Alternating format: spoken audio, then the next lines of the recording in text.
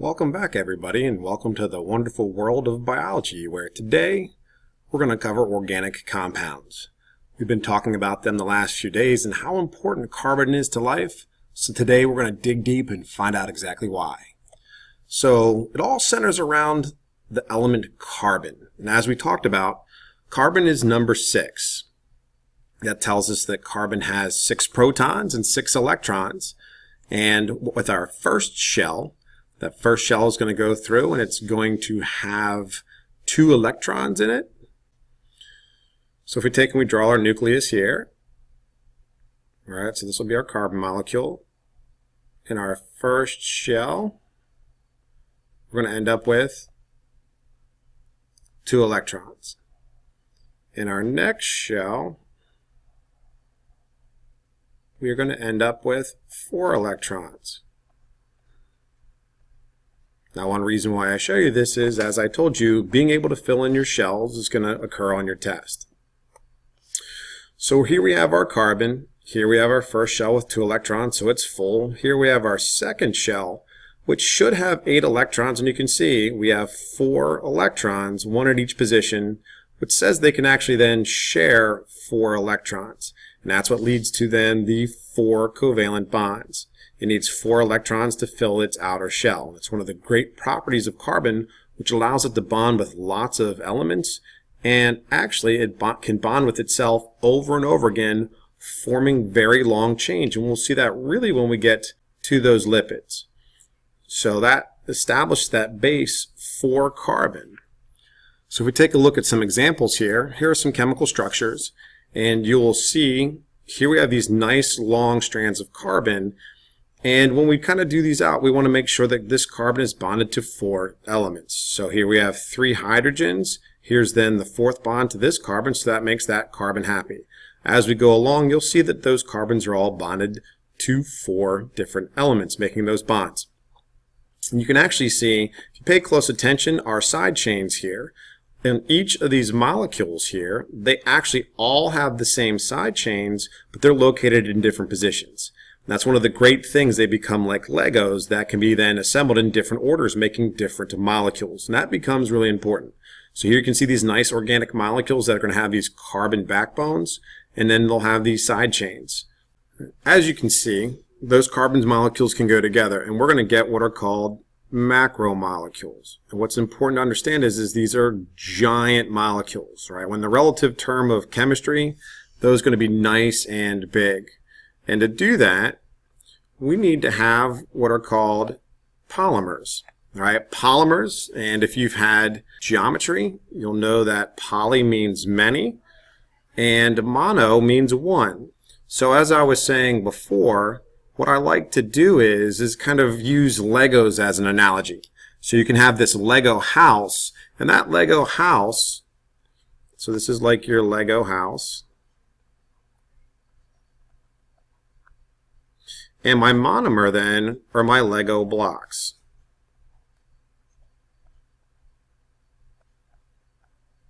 So as we move through this unit, I always talk about, the Lego house, the Lego car, but we got to break it down to its Legos. So polymers are the big things. There are many things built together. And what they're built from are out of the Legos. And that's an idea you've really got to grasp as we move through. As we talk about the different organic macromolecules, you should understand what are the monomers that are used to build the big polymers. So once we go from these polymers, we have these basic 4 classes of organic macromolecules. So here we have our carbohydrates, which are going to be your sugars. So we have simple and complex sugars, which you'll see. We have lipids, which are going to be your fats, waxes, and oils. We've all heard of proteins, and then we're going to get into a little bit to DNA and RNA, which are your nucleic acids. But we're going to save those really for next unit where we delve deep into those. So we're really going to focus here on carbohydrates, lipids, and proteins, and how we find the monomers that will build these up into these very large chains that make up us as organisms. Our first macromolecule we're going to discuss are carbohydrates. Carbohydrates are going to be made from carbon, hydrogen and oxygen in a ratio of 1 to 2 to 1. If you go back to, we just learned the equation for photosynthesis. So photosynthesis, we talked about glucose, which is C6H12O6. Again, a very important simple sugar for you to understand, but you can see that a ratio of 1 to 2 to 1 can be found here. So C6H12O6. So that's what that ratio stands for. As we move forward, these are going to be used for energy storage and for structure.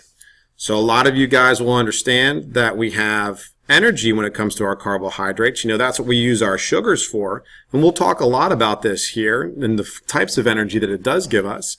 But what plants use it actually for their cell walls, which will be made out of cellulose. And those are all basically sugars. So that basic structure you're going to find in a lot of living organisms as we move through our presentation. So the first one are monosaccharides. Those monosaccharides, we've already talked about a monomer. So mono here is just going to be a single or one, and then saccharide actually kind of stands for sugar, right? So saccharin, which is an artificial sweetener. So the monomer for carbohydrates is going to be your monosaccharide. So monomer, monosaccharide. Here's a basic formula, C6H12O6.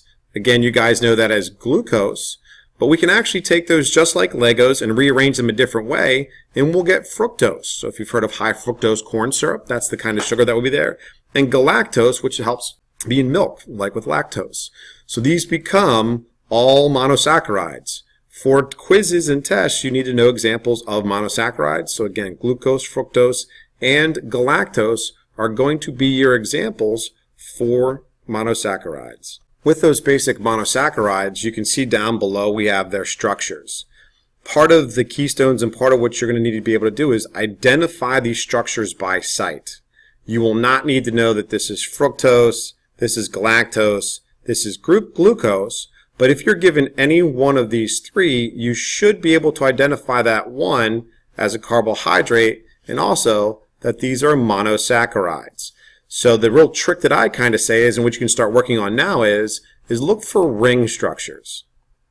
So anything that are going to be these rings, like here, here, and here, that is going to be a carbohydrate. So these are going to be one ring, so they're monosaccharides. So start kind of paying attention to the way these structures are put together, which will make it easier for you to identify them later in the unit.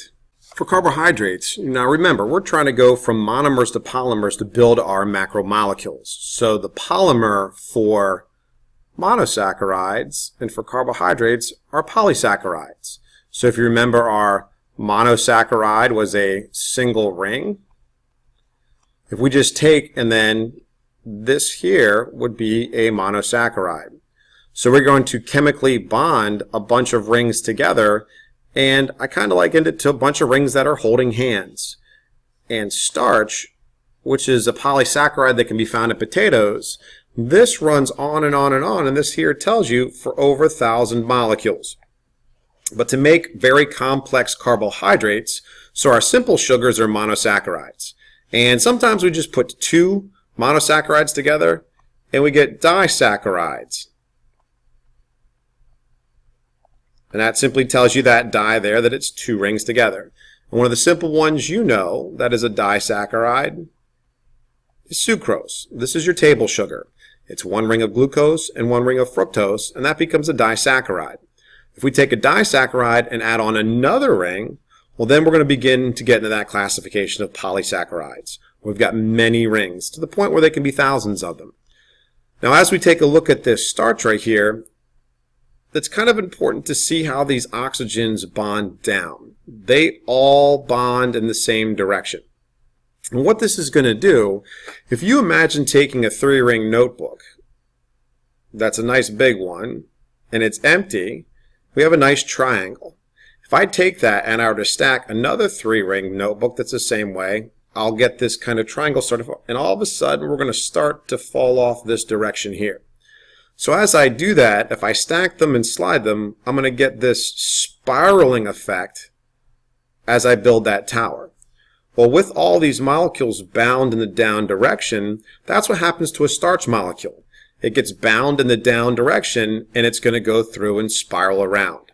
Now, as we move forward, there are three major types of polysaccharides. This page is unbelievably important.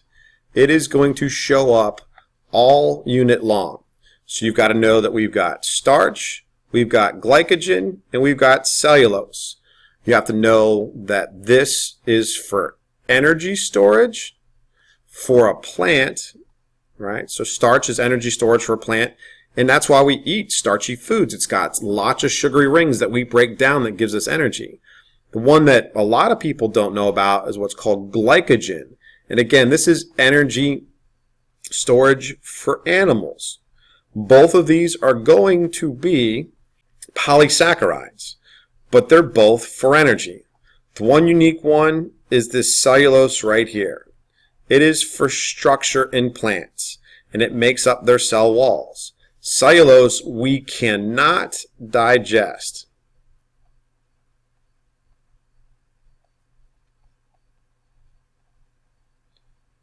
And all of these are built off the monomer of glucose. That glucose is strung in different manners. We already talked about the starch and how they're holding hands down.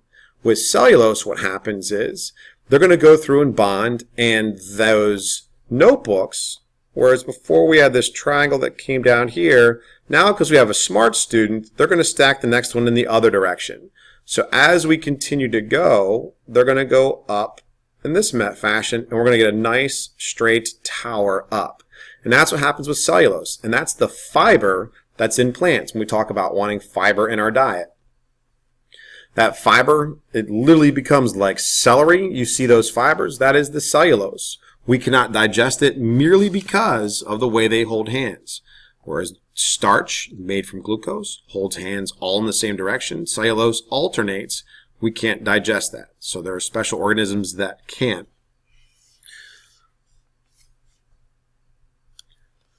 So with our polysaccharides, we have rings strung end on end on end. So I'm going to just draw circles instead of rings. So when we eat our food, the question is then, what do we do with this food? So remember I said one of these is kind of like a Lego, and all of this be what you're building. So what we have to do when we digest our food is we've got to break these chemical bonds, almost like karate chop them off, so that we can take then these monomers to build the polymers that we need. So the way this is done, and we'd already mentioned this already in some notes, we use the process of hydrolysis. So hydro is going to deal with water, and lysis means to break. So chemically, we're going to add in some H2O, and what that's going to do is cause this bond to break, and we're going to free one of those rings. So we're going to go on and add some water to bond, to bond, to bond, and eventually we'll break all of these monomers so they're nice and single, so then we can take those monomers, and being that this is a carbohydrate, that's going to be glucose. We can use that for cell respiration, for energy, or we can then use that to build new monomers. So glycogen, like you saw before, is a bunch of rings holding together. That glucose is going to be its monomer. And when we get to proteins later on, you're going to find out, and when you did your study island, you saw the word amino acid. So the amino acid is the individual Lego that's going to build up our proteins. Both the protein and glycogen are macromolecules, nice and big, from those monomer building blocks. Once we have those individual monomers in our system, well, how do we build those into the organic molecules we need? So that's done by dehydration synthesis. Remember we talked about and we emphasized that synthesis essentially, if we take a look at it, to mean to make. So photosynthesis was using light to make something. So here we have a dehydration synthesis reaction. You can see they're going to pull water out, which is where we get the dehydration part. Now a lot of people, when they see this word dehydration, they think this is going to break things down because this is kind of like a bad thing to be dehydrated. But again, it's more the synthesis we're looking at, and that's going to be to make things. So we're going to take the monomers, and again here we're looking at rings, so these are going to be carbohydrates. We're going to take those monomers and we chemically pull the water out, And these are then going to share electrons through these bonds here, and now these are bound together. And if we do this over and over again into other rings, we're going to get a nice large polymer that's going to be a sugar, a carbohydrate. So you can see here, glucose plus glucose plus glucose, on and on and on. Was that starch, that cellulose, and that glycogen that we talked about, those three that you've got to know. And I've already mentioned then that the disaccharide sucrose is a combination of a single fructose and a single glucose molecule. Both the concept of dehydration synthesis and hydrolysis you've got to understand, but it's pretty straightforward. Any chemical reaction in which we are going to break things down and break chemical bonds, that's going to be hydrolysis. And if anything we are going to build is going to be a dehydration synthesis reaction.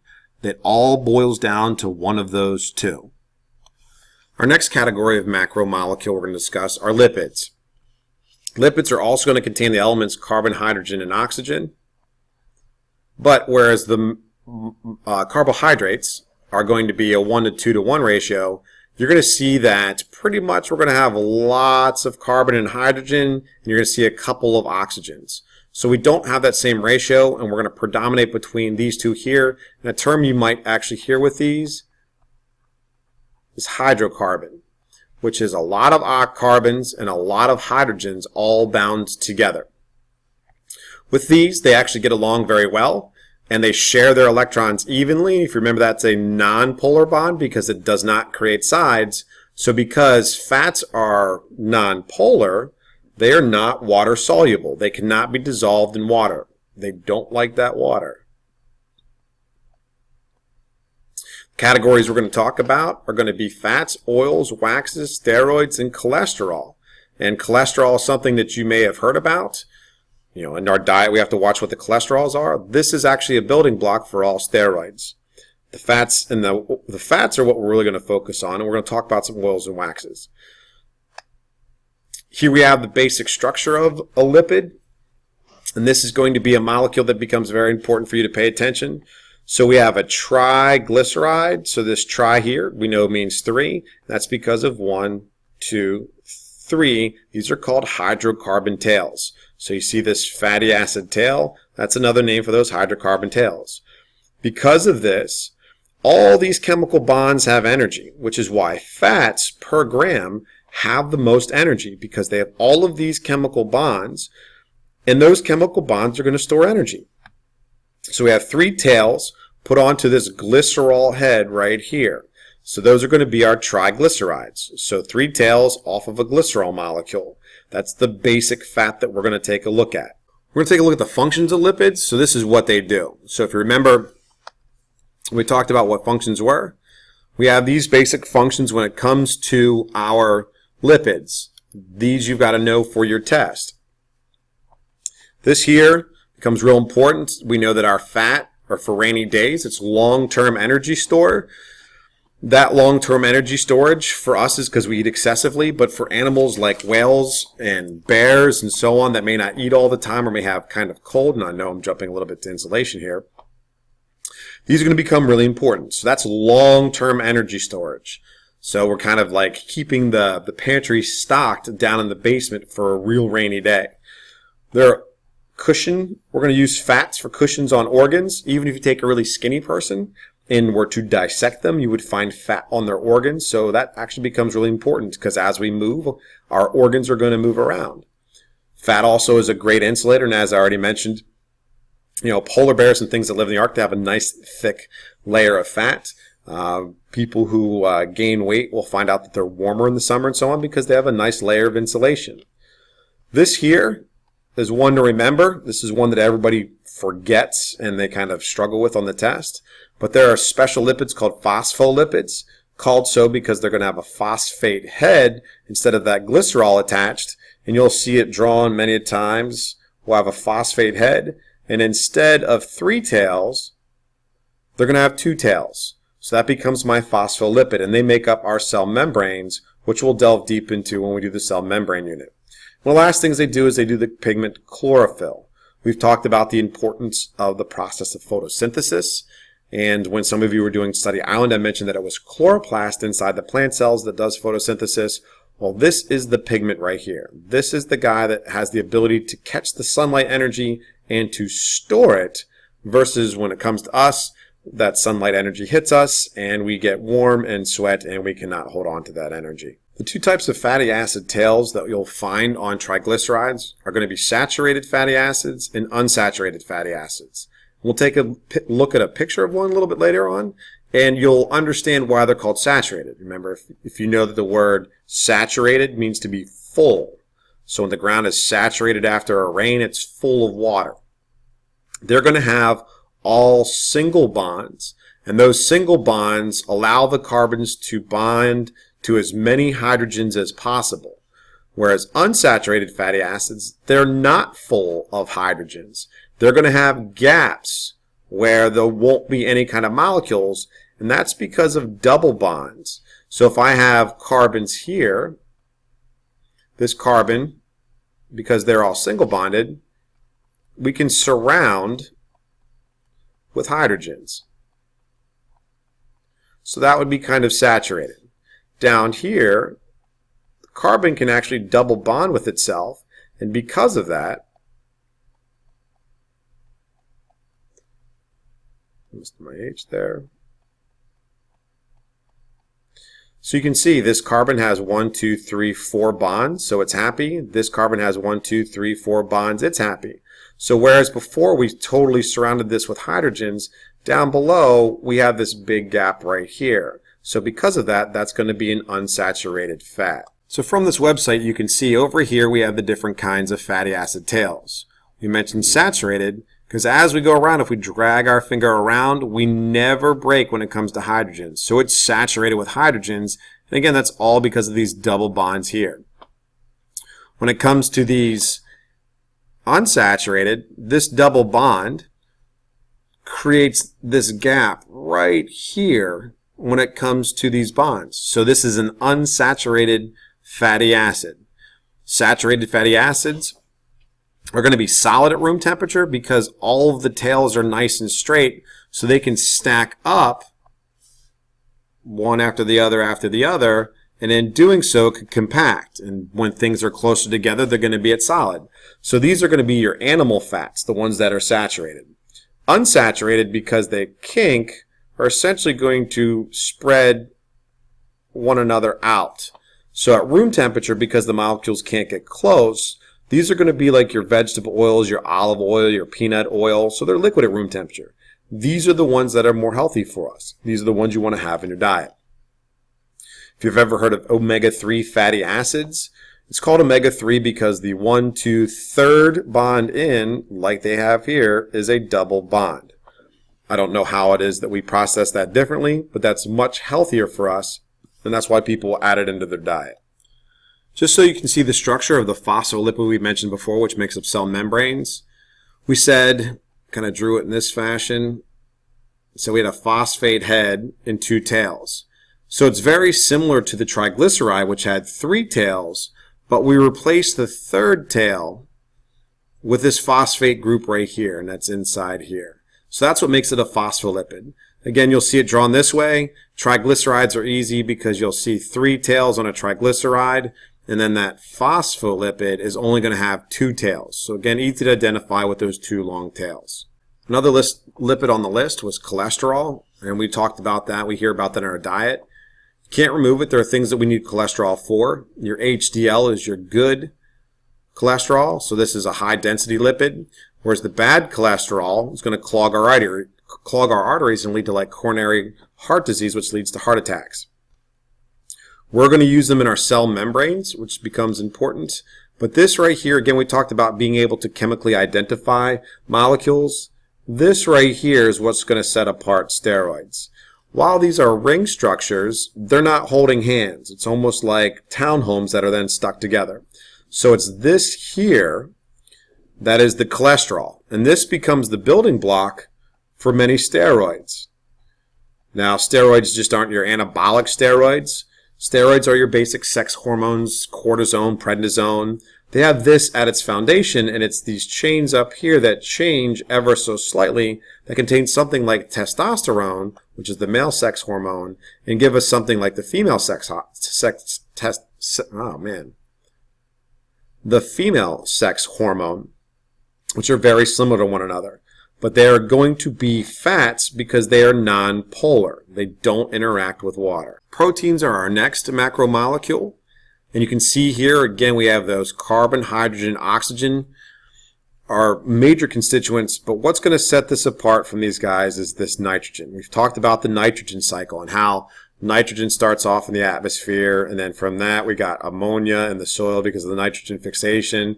And then we got our nitrates.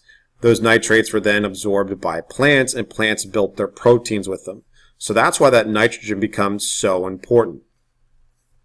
Their monomer, their building block, is going to be the amino acid. So this is your Lego for proteins, these amino acids.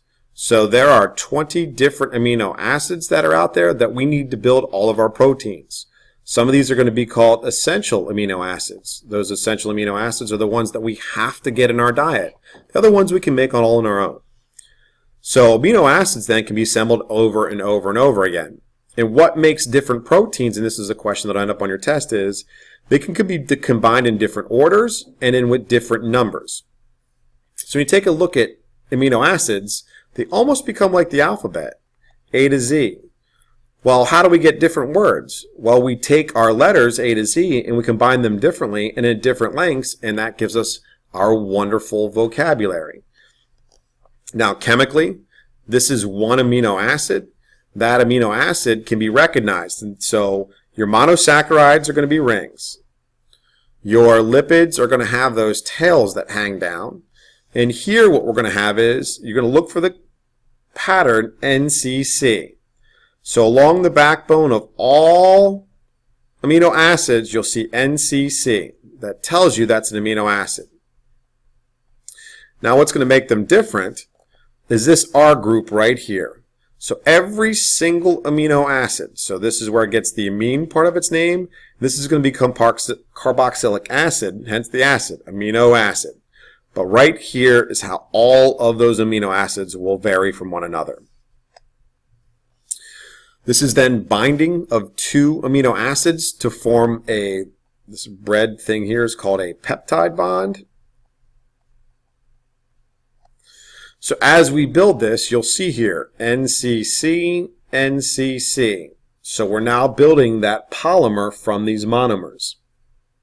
To make this bond, we did a dehydration synthesis. Water was pulled out, and you can see here, if we were to take this with this here, these two would then bond. So when we remove that, this nitrogen needs to share some electrons. This carbon is missing electrons. So these two will bond together just like these two did. And then we'll have three amino acids together. And we'll begin that process of building a protein. Two very important ideas on proteins. Like we just said before, how do we get the different number of proteins? What is the amount of amino acids and the order of amino acids that give us our protein? Once we do that, the side chains of the amino acid bond to one another and they cause it to fold up. This idea of the shape of the protein is unbelievably crucial. When I put amino acids in a certain order, that causes that kind of string to roll up the same kind of way every single time. So if I change a part, it folds up differently and it can't do its job. Remember, we always talk about how structure leads to function. So if I change the structure of a protein, which is its amino acid sequence, I'm going to change its function. So this idea to get different proteins, we have the amount and the order of amino acids, and that will essentially give it the proper shape. Here we see the example of a folded protein, and actually this protein has 4 subunits. There's one that's right here, kind of in the darker pink. There's one here, one down here, and one down here. This is the protein hemoglobin, which you'll hear about over and over again. Here in the middle, The oxygen that we breathe bonds inside here, and it's the hemoglobin that's going to transport our blood throughout the body. So each hemoglobin molecule you can see holds on to 4 oxygen molecules. Hemoglobin molecules for 1 red blood cell.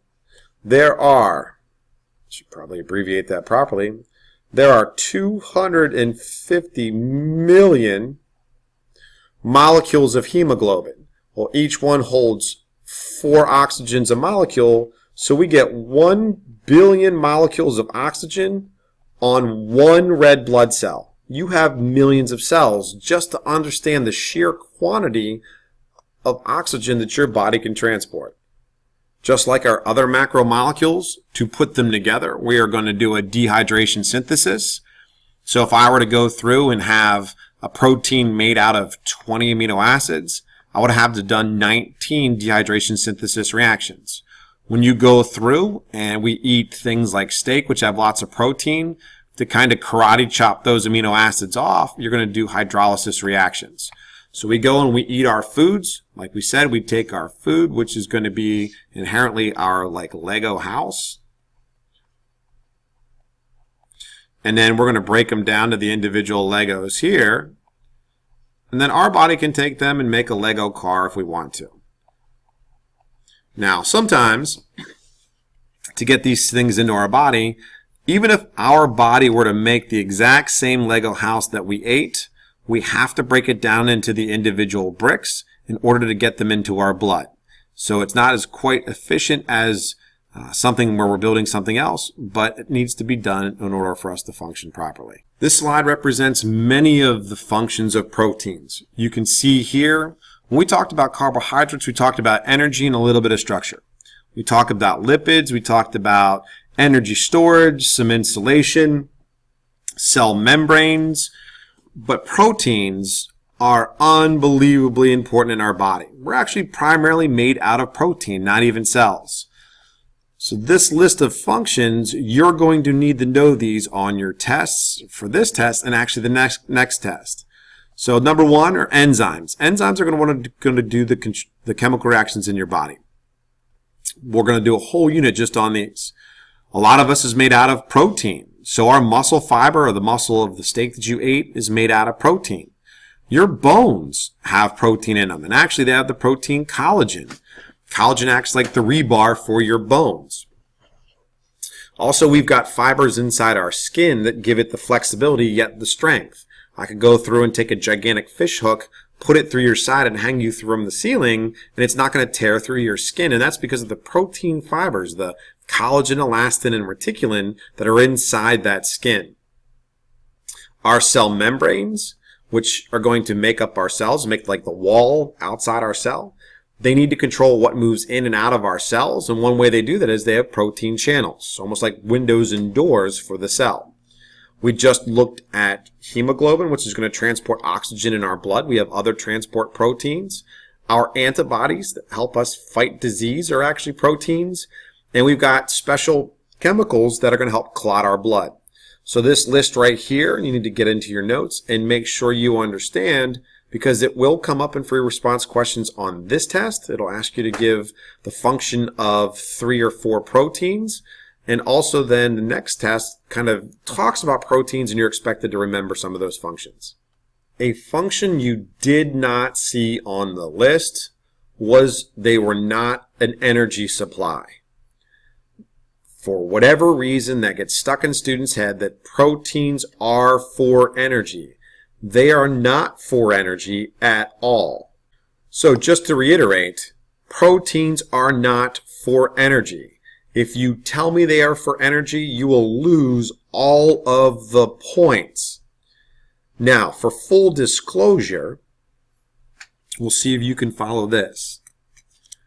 If we were in a post-apocalyptic world and bombs had gone off everywhere and it was hard to find food, and we had a car, and the car was there for transportation. Well, if we got cold, we wouldn't take that car and burn the car. We would go and cut down some trees. We would burn the wood. We might end up burning furniture if we ran out of wood.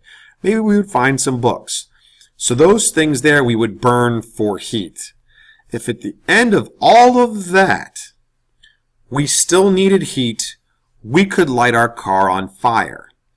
That will give us heat, but that is not the job of the car. We are using it for something else.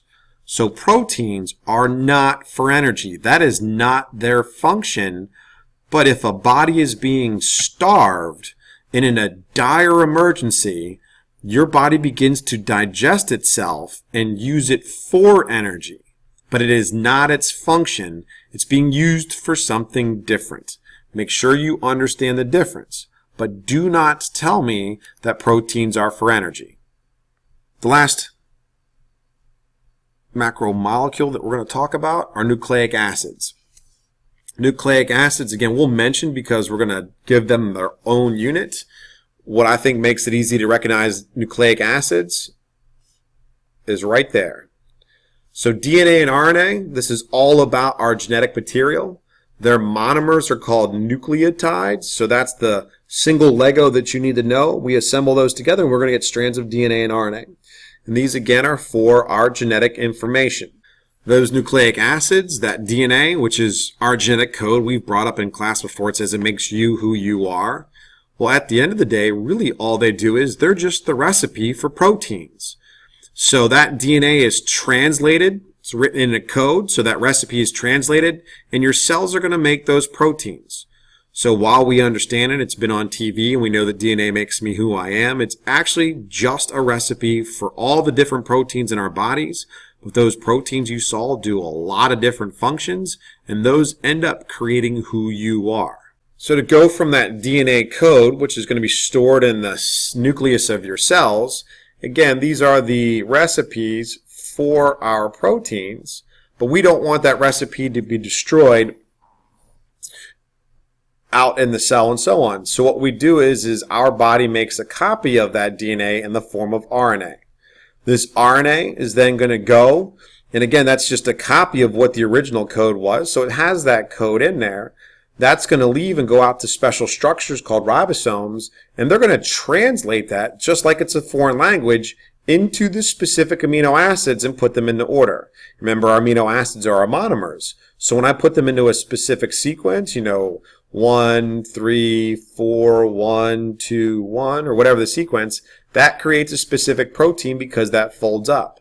If I change that sequence to 1, 4, 1, 1, 2, 3, if that was my amino acid sequence, it would fold differently and I would get a different protein. And what determines what order and what numbers I have all goes back to these recipes here in our DNA. So our DNA codes for our protein, but we've got to go through this really complex process that we'll learn to get that end product at the end.